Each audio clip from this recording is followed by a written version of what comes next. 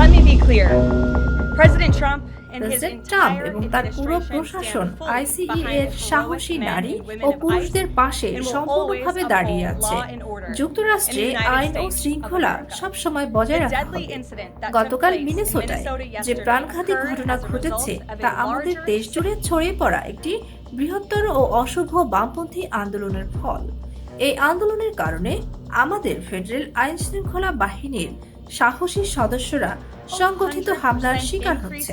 এই মুহূর্তে immigration and customs enforcement অর্থাৎ আইসিই কর্মকর্তারা 1200% বেশি হামলার মুখে পড়ছেন।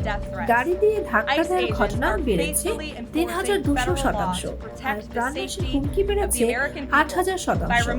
আইসিই এজেন্টরা নিষ্ঠার সঙ্গে ফেডারেল আইন কার্যকর করছে যাতে অপরাধী অবৈধ অভিবাসীদের দেশ থেকে সরিয়ে আমেরিকান জনগণের নিরাপত্তা নিশ্চিত করা যায়।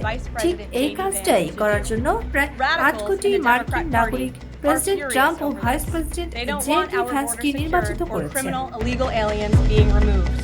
As a result, Democrats are impeding